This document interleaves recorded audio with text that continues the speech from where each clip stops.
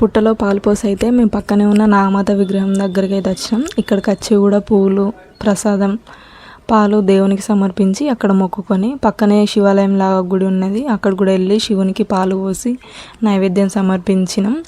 అక్కడ దాని పక్కనే ఇంకొక ఎల్లమ్మ గుడి ఉన్నది. ఎల్లమ్మ గుడిలో ఎల్లమ్మకు సంబంధించిన వాళ్ళ విగ్రహాలు కూడా ఉంటాయి. గణపతి, ఏక్నాథ్, యోగినాథ్, జంపన్న అని. అవన్నిటికీ మా పాప ఒక్కొక్క దేవుని దగ్గరికి వెళ్ళి మంచిగా మొక్కుకొని వచ్చి లాస్ట్కి గణపతి విగ్రహం దగ్గర ఆగింది. అక్కడ ఆగి ఆ దీపాన్ని చూసుకుంటా మంచిగా జేజ అనుకుంటా మొక్కుతుంది. మా పాప ఎప్పుడు ఇంట్లో ఒంటరిగానే మంచిగా ఆడుకుంటుంది, కానీ అక్కడ చిన్నపిల్లలందరినీ చూసేసరికి మా పాప కూడా ఎంత సంతోషమైందో నాకు కూడా మంచిగా అనిపించింది. పిల్లల్ని ఇట్లా అప్పుడప్పుడు బయటకు తీసుకెళ్తేనే వాళ్ళకు కూడా బయట వాతావరణం అనేది అలవాటు అవుతుంది కదా అనిపించింది. మా పాప ఆడుకొని వాళ్ళ డాడీ దగ్గరికి అయితే వచ్చి అరటిపండు అయితే తిన్నది. వాళ్ళ డాడీ మంచిగా తినిపిస్తున్నాడు. ఇంకా ఈ శారీ విషయానికి వస్తే, ఈ శారీ నేనైతే మీషో నుండి తీసుకున్నాండి. శారీ క్వాలిటీ అయితే అదిరిపోయింది. ఒకవేళ మీకు అండర్ బడ్జెట్లో కావాలనుకుంటే ఈ శారీని చూస్ చేసుకోవచ్చు.